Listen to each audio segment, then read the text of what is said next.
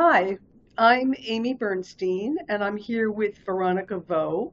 And a couple of years ago, I signed up to be a mentor in the AWP program and was given a choice of many different students and samples of their writing. And I will say off the bat that Veronica's writing absolutely just sort of blew me away, kind of flew off the page. And here was a really original, authentic voice. And she and I have chatted a number of times since then.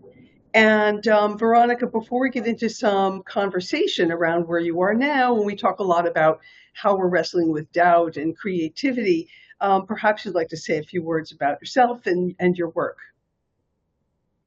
Yeah, thank you, Amy.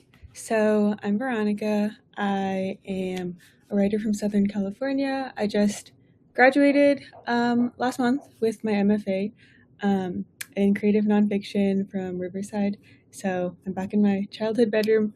But yeah, I'm really happy to be here and grateful to have met Amy. I went to AWP 1 year, and that was the year that I signed up to be a mentee in Writer to Writer, and so I'm really grateful that I got to work with Amy. And I'm sure we'll talk about this more, but I feel like this pairing is perfect because doubt is like the number one thing that I struggle with, I think. So yeah, And, happy to and be you here. are so not alone. And sometimes that can give us some comfort. When we first met now, it's probably close to 2 years, I want to say, a year and a half. First of all, congratulations on the MFA. That is wonderful. I know how hard you've worked at this and I know how much time it's taken. So congratulations on that accomplishment. You know, when we first were chatting, initially a while ago when we were first paired up, I did sense tremendous doubt and hesitation from you in the sense of, you know, you were asking those questions. Am I a writer? Can I really write? Should I be doing this? Should I even be doing something else? And you and I talked pretty frankly about how some of that felt and, you know, the degrees to which family supports us and sometimes does not completely support us. So Veronica, if you look back on that year and a half or almost 2 years now since you and I first were talking, where do you feel you've come on your own doubt journey? In other words, the extent to which some of these questions and feelings about around, you know, am I really a writer? Can I do this? Should I do this? Where do you feel you come with all that? And have you found ways to manage some of that yourself? I think that's a great question. Doubt, yeah, it's been I think almost 2 years, and I think doubt like comes both from internal and external pressures for me, and I'm sure for a lot of other writers. Um, and sorry, there's construction happening outside. I don't know if you can hear that, but I think like you said that there was a lot of trepidation, and I've gotten that from people. Like a lot of people can just sense that coming off me, which means I'm just like I've been so full of doubt before. Like my first year of my MFA, I remember in one workshop, um, I actually like stopped everyone from leaving workshop, and I like asked them why they write because I wasn't sure that it was something that I could do or that I wanted to do, including the professors. So everyone just stayed and like talked after class ended, and I was just so unsure, I think, of my place in like writing and whether it was something that I would actually keep doing. And it's been 3 years since then, and I think my relationship to doubt has changed through writing and through like our conversations and our mentorship. And I think one of the biggest things that I've kind of learned, even though I probably will struggle with doubt forever, but I think we've talked about like resilience or like grit or tenacity, and kind of just the thing that keeps you going is just to do it and just to write. And so I think writing through the doubt has helped lessen it in a way, like stopping to not just stopping to question whether it's something that I can do, but by just doing it, it becomes something that I can do. And so I think just writing and trusting that like internal and external validation will follow has been something that helped. And my confidence, I think, has definitely, I hope, grown a lot as a writer from the time that we've met. Well, I'm really glad to hear you say that. And it's funny because I foresaw that that would happen. I knew that you just needed time and getting yourself out there more. And I believe you've had some nice successes with publishing since you and I first began speaking. And I think it's a very interesting thing to reflect on. Sometimes when we start to have a little bit of success, our doubts can actually ratchet up, not kind of pull back, because then we suddenly raise our own expectations for ourselves. We look around and we think that other people's expectations of us are higher as well. And so it can be this kind of interesting cycle where you get some success, and on the one hand you're like, wow, I guess I can do this, I'm being validated, I don't have to doubt myself so much. And on the other hand you're like, oh, I did this and now everyone's going to expect me to do the next thing, like I got to do more, I got to be better, I got to have more success. To what extent do you feel that sort of a cycle happening, or do you feel that in fact you're just increasingly confident as time goes on and you're able to get some validation with your writing? I Yeah, I think that's a great question because I've never thought about it in exactly those terms, but I do see it happening.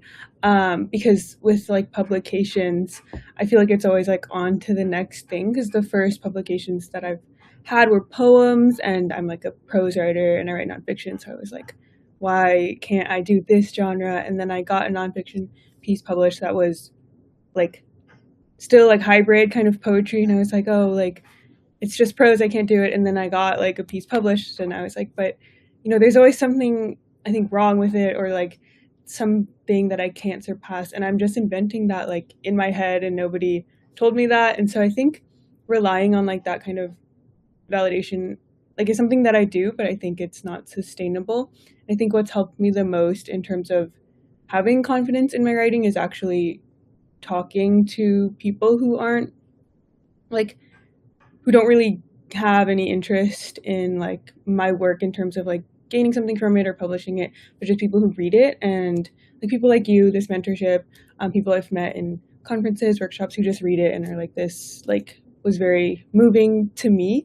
And I think just knowing that that's the kind of impact that the writing can have on people increases my confidence more than like seeing it maybe published, even though of course that's something that I still want.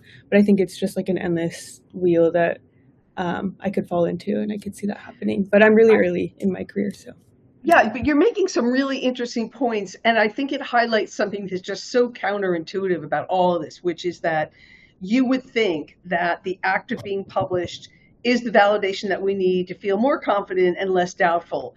But in fact, there's different kinds of validation. I think they're not all equal. And so I think you're getting at this. It's great to be published, of course, and that does help with our self-confidence to some degree. But as you know, connecting with a reader, like not just the act of having your piece accepted, connecting with a total stranger who's a reader who can respond to something and say, wow, this really moved me. I really felt the humanity in this work. I could really relate to this or that, or, something like that is the kind of powerful validation that helps us believe even more deeply in ourselves and our own creative powers. And that helps us to manage the self-doubt even more than that quasi superficial act of literally getting something accepted or green lighted. And so it's an interesting set of dynamics here. And it always brings me back to remembering that at the end of the day, as writers, all of that impetus can only come from us. We're the only ones who can give ourselves permission to take those creative risks and to do the work and to do the writing. And so we have to fundamentally start from giving ourselves permission to believe fully in our own right to sort of pursue our writerly goals. And you can't control what happens to it after that. You can really only control your own sort of creative impulses in a way, and the time and the effort that you put into the work. So when we're thinking about, I think, managing self-doubt, the part that we need to manage and quiet the most is related to believing in our ability to simply do it. Because throwing it out there into the world, we can't control who's going to take something or not take something. And so doubt, there's always going to be a piece of doubt that goes with that. But I think we have to remember that it's all coming from in here. And I think as you're growing as a writer, you're probably experiencing that and feeling that more and more. Yes, yeah, that's something we've talked about a lot too. And I think it's only been like 3 or so years that I've been writing, and um, I think with having the locus of control like be within you, we've talked about like family, and I think for me, um, the motivation to write and the encouragement all like has to come from me, in terms of the family structure and familial support, and also I guess like mentors and like other writers. But I think at the end of the day, right, the drive does come from you, and like doubt, I think, then becomes like the biggest like obstacle in that, because it's like if you keep writing, I hope if you keep writing and just keep doing it, the whatever kind of success that you're looking for hopefully will follow. But just like writing and getting the words down is like I think the most important part and the hardest part. But yeah, so doubt becoming the biggest thing, because if what makes someone successful as a writer is their belief in themselves, then obviously doubt will be the biggest thing. So yeah. No, absolutely, because no matter how much someone else says to you, "Oh, you can do it. I think you can do it. I think you've got the talent." Our own, it's that inner voice that's going to stop us every time, right? And I think the issue with family that you alluded to, which you and I have talked about, which I've talked about with many, many writers, there's this dynamic where we have people who love us and might know us very well, but they don't understand the work that a writer does or kind of what's involved, and they have trouble supporting it and seeing its value. And writing can move very slowly. It could be a long time before you get some kind of external reward or validation or money or a piece in print that people can respond to. And so it's very hard for family members who aren't steeped in this themselves to understand and support. And a lot of times family members are fearful for you, the loved one. They fear you're going to fail. They fear you're going to make yourself very vulnerable. And because of that fear, they want to protect you. And their way of protecting you is often to say, don't do this, or why are you doing this? Maybe this isn't good for you. Not in those words necessarily, but that's kind of the way, what it boils down to. And so it's so important to remember that you are the sort of the captain of your creative soul, and those impulses come from you, and they matter, and they're important, and we can't let those other voices kind of get in the way of that. And I have talked to so many writers who got such negativity from family that it somewhat stopped them in their tracks. And people have to learn to separate. And I think you've probably been working on something like that, but it is one of those things that creeps up on people, and they don't realize the extent to which those negative messages are affecting them. And that's what drives us back to ourselves, right? And to our own creative impulses. And that's where our own power resides. No one can really take away from you. Not really. Yeah, I've been thinking a lot about like writing. When you start, I think, writing as a career or like trying to build an identity around it, it becomes something more like dangerous. Like, why are you doing that? But if you do it as like a hobby, I think it's not seen that way. Like as a child, I wrote a lot of short stories that I recently like unearthed from like a box in my room. And I remember like writing those, I never felt any doubt. Like obviously as a kid, maybe there's not so much of that, but it just came kind of naturally, and I was like encouraged by my parents, my family, because it was something fun and cute to keep doing it. And so I feel like in a way, even though that relationship changes, I've been trying to find a way back to like that inner self, right? Connecting with yourself and your desires, because writing is just something that to some people just comes naturally and is something that they enjoy. And I think overcoming the doubt that comes with these pressures of getting published, will I make it, is something really hard, but something that I've been working on, because I feel like returning to that self is important to me. And I think what you're getting at is trying to rediscover the non-critical self, the sense that you don't censor yourself, that you feel freely permitted to do the work. One of the wonderful aspects about childhood is that we don't censor our creativity as children. We don't feel guilty about doing creative work as children, but we are taught by our culture and by the people around us as we get older that those are things that need to often be pushed to the side, that they're not considered, quote unquote, not the best use of our time. And, if they don't produce, if they're not income producing and other kinds of things that seem practical, we're often made to feel guilty. And again, I've spoken with so many writers who feel like they're not allowed to take time to write because that's not they're quote unquote stealing that time from something else that's more valuable, none of which is true. I think acting as a creative human being is one of the most valuable things we can do. And as children, we're completely uncritical about it. We just do it because we love it, and the impulse is pure. And it's interesting how too our parents are like, "Oh, this is adorable. She's writing stories." But then suddenly you're 18 or 20 or 25, and they're like, "This isn't so cute anymore. This is like, what are you doing? This is like, this doesn't look productive to me." So there's this interesting dynamic that happens, and our culture really feeds into it. So I'm really glad to hear you say that in a way you want to get back in touch with the non-critical child who just let the creativity flow. Like, that doesn't mean that you're not able to be critical about your work in a professional way, but the impulse should feel as pure as it did in childhood. And I think that's something that we all deserve to feel again and try to allow ourselves to experience. So I guess I'm glad to hear you put it that way.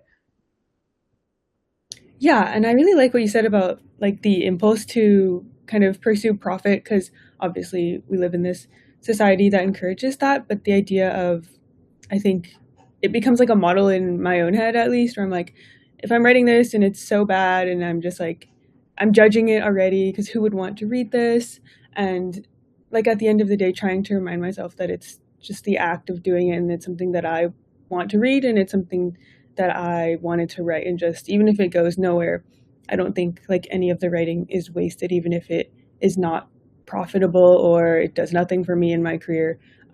There's something that I wanted to express if I wrote it, and I think trusting that impulse is yeah kind of what I think you're getting at too. Absolutely. And giving yourself the permission to experiment, to try new things, to noodle around. Maybe a piece doesn't work out. That's okay. Move on to something else or try it, start over or reshape it or rethink it or walk away from it and come back to it. We are so worried about our time being quote unquote productive. Oh, I didn't write 1,000 words today, or I didn't get my pages done. It's like I always discount that because I think that's creating a really artificial pressure that reflects the culture that we live in rather than the reality of what creative work looks like, making creative work looks like. And writers in particular, because it can be so slow and it can be 2 steps forward and 1 step backward in our work, we really have to uncouple our time and our self-conception from time-bound constraints because it's not about how much time it takes. It is, as you were saying, about just throwing yourself into it and doing it. And we have to quiet those voices that are saying to us, yeah, but is anyone going to want this? Is this publishable? That's a whole separate line of questioning. And our job is to focus on the creative act itself and not worry about some of those things that are out of our control until we really get to that point where we're truly sending something out into the world that we've done everything with that we can, or our editor tells us it's ready, whatever might come first. But these are some of these things, and I think as you write more and more, and you go through these permutations of being published and also being rejected, and just giving yourself more permission and more time, um, it's important to learn that we can never really banish these doubts, but we can definitely manage them and learn to walk with them. And I'm wondering whether has rejection begun to play a role in your thinking as well, in your writing life, and kind of what's that like for you? Yeah, I wonder if there's any writer who has never dealt with rejection because I would love to learn how that works. But I think, of course, like I get a ton of rejections. I like got one yesterday, but I think I've mostly been trying to deal with like internalizing the rejections because I think I reject myself first before anyone else does, and not to get like metaphorical with it, but I think like sometimes I won't even submit things because I'm like definitely this is not going to be published here, so why would I try? And then in a way I stop myself before even giving myself the chance to be rejected. So I have a friend who sets a goal of rejections every year and like wants to hit like 100 rejections, and I think part of that and I'm inspired by that because I think it's about putting yourself out there and allowing yourself to be rejected more because that means the chance for more acceptances and even just like stopping that first rejection inside my own head, I think is something that I've improved at over time, definitely. But I wonder like how I can keep that up as time goes on and as I get more rejections and go further into my career. So I think rejection definitely plays a part, and I'm hoping to be able to not like counter it, but embrace it as part of the journey, because I think without any rejections, that means I'm not even trying. So hopefully, trying to really embrace and internalize that is something that I've been working on lately. Yeah, no, you're so right about all of that. And it's taken me many years to be able to put rejection in a lot of fresh perspectives and contexts. For instance, um, I've begun to see it that, a writer is, in a way, as writers, we are kind of running and managing our own small business. We're small business people in the sense that we make a product, we try and perfect that product, we try and sell and market that product, and then we, celebrate and share that product and try and build our brand and get attention for ourselves. And all that sounds very kind of maybe cold-hearted and capitalistic, but as writers, we are also in the business of writing. And I've come to realize that rejection is just a cost of business. It's an ordinary cost of business. It's not a soul destroying activity. It's like a normal thing, right? So normalizing rejection, which you're telling that they're clearly managing to do, or certainly on the path to doing, is important. The other thing that I've come to recognize about it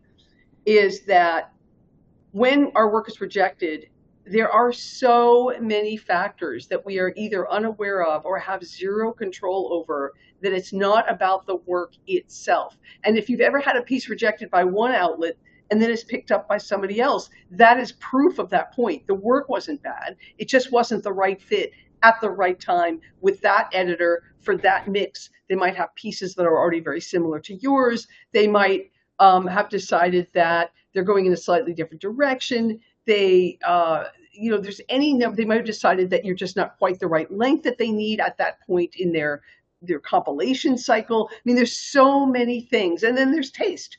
That tastemaker, it didn't vibe with that tastemaker, but it'll vibe with another tastemaker. So when we realize all the things out of our control, and the fact that rejection is a normal part of the business of being a writer, I think it can help take the sting out of it somewhat.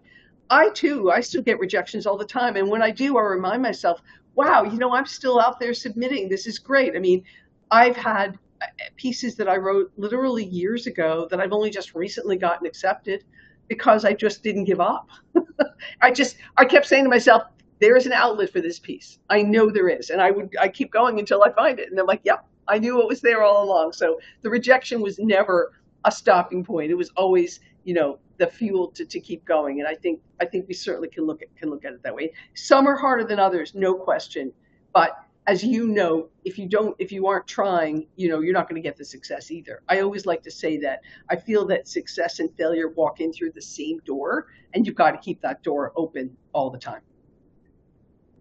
Yeah, I feel like that's a really nice way of putting it. I feel like they're like two sides of the same coin, right? So having to push through the rejections to hopefully see what's on the other side.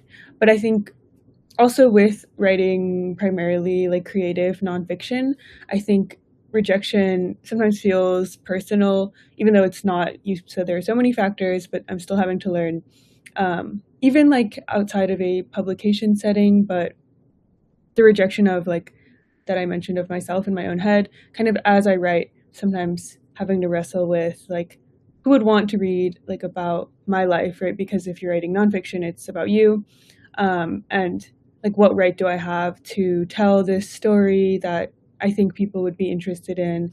Like I've been asked before by like other writers, like what makes your life so interesting, like not in like a mean way, but just in like a curious way, like why do you think this is something that like needs to be published? So I think with that as well, like it all comes back to what we've talked about, which is like belief in yourself and in your story, and the fact that you have the urge to tell it must mean that something about it, right, you feel like should be heard. So yeah.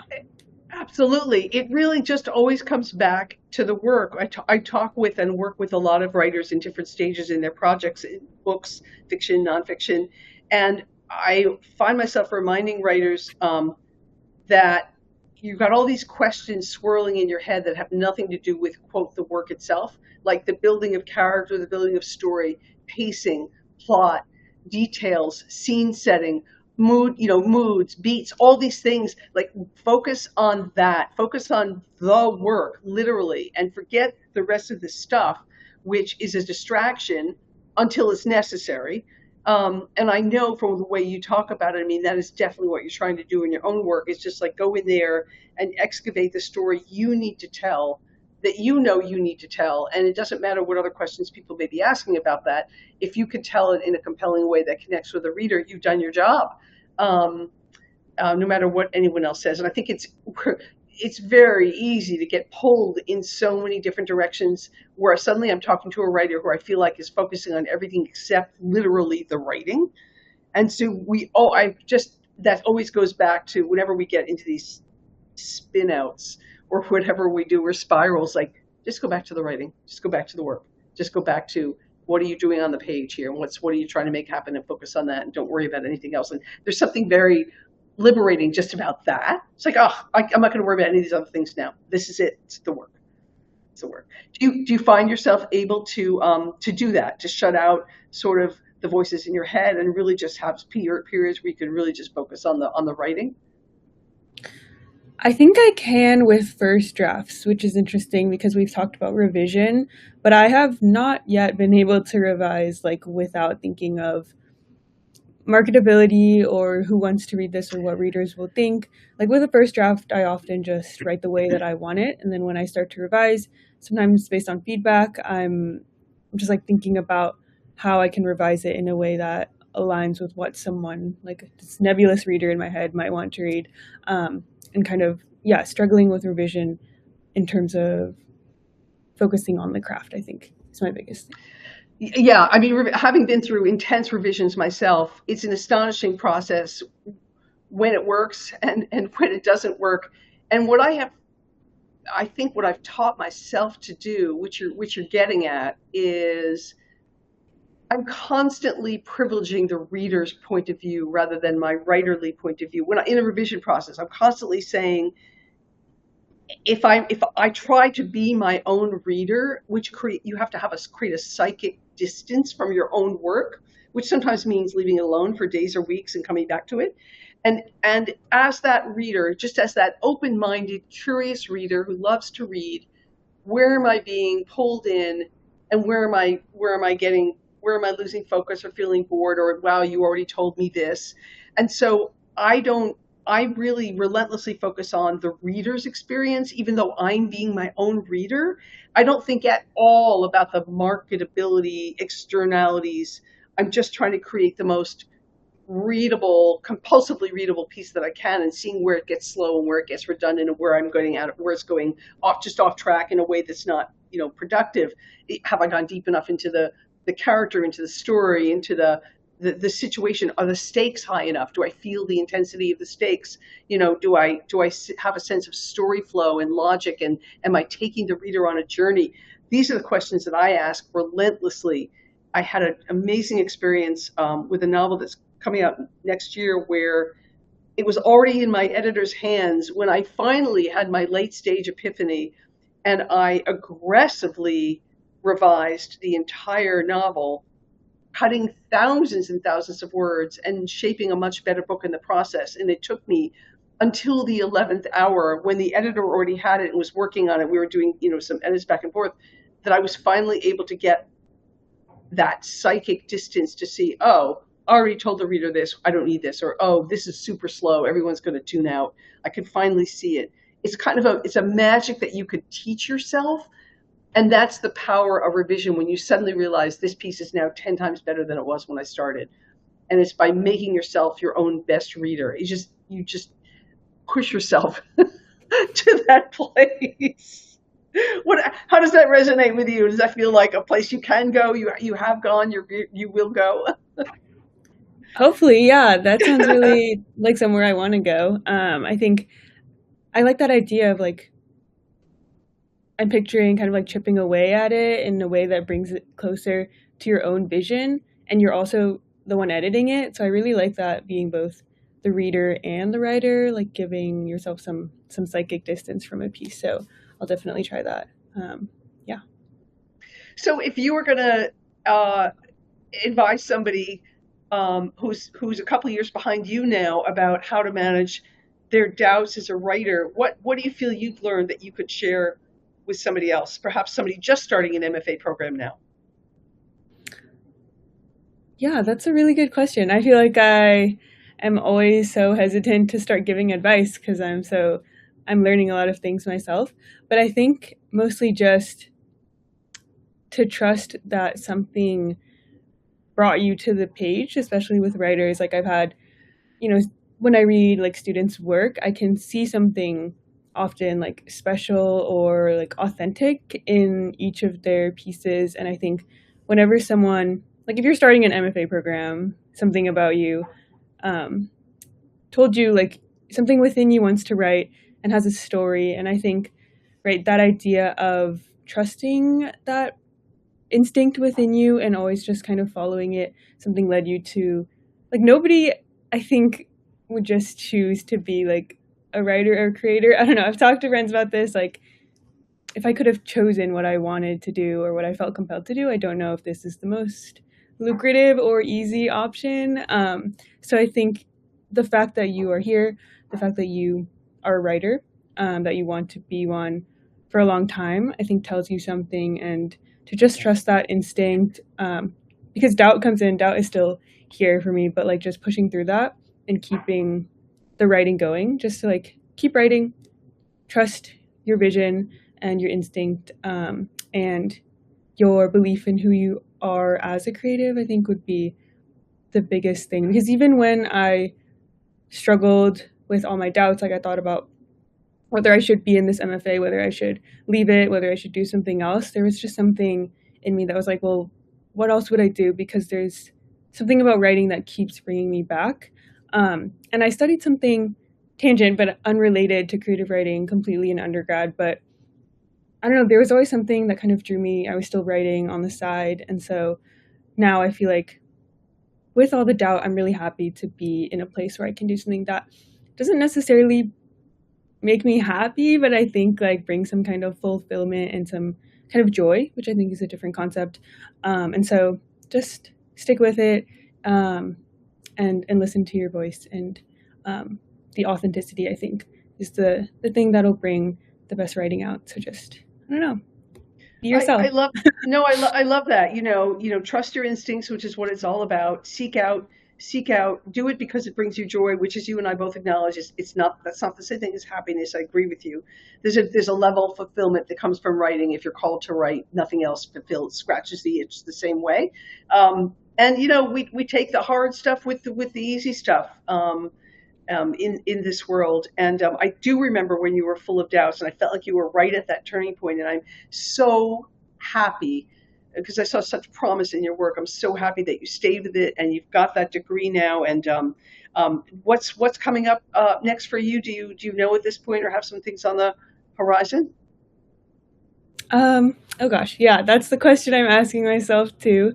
I'm going to a residency this summer, so I'm hoping to kind of finish up the manuscript that I spent the past couple years working on, and um, maybe start querying agents. I feel like that's the next step, but I definitely want to keep working on the project that I've been working on, the memoir, and trying to get that done, the draft of that done, and maybe published. Fantastic. Or maybe we'll undergo some editing and some revision before you start querying. Hint, hint. there's With your there's help. often a couple.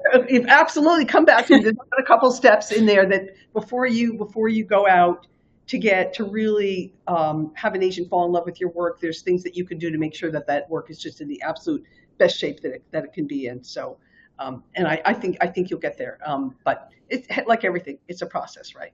Right. Well, I'm going to just do the little commercial here, which is, I think you read, I felt you were Wrangling the Doubt Monster, because I wrote this book, Wrangling the Doubt Monster, Fighting Fears, Finding Inspiration, for every self-doubting creative person on the planet and every member of AWP who is wrestling as a writer. And I think it's full of inspiration that really helps writers feel seen and heard with their doubts, and to help them to learn to manage it. So, anything that you'd like to add to our conversation before we wrap up? Um, yeah, I think the last thing you just reminded me of AWP. So I think that my experience going to the conference was a little overwhelming at first, but I definitely think like writers should go. And I also think that applying to this program was, I think, the best thing that I got out of going. I'm so happy to have found mentorship like outside of my program, to work on something that I and a lot of writers struggle with. And so, yeah, I'm really, really grateful and happy to have been part of this, to be part of this program. And I echo you. I mean, I've been to two AWP conferences, and I think it's been an extraordinary experience. And I have met and had meaningful conversations with just countless amazing writers that I wouldn't get to meet otherwise. So it is a truly great experience. I think that's a wrap. I think we're done. We're good. It's always lovely talking to you. Me too.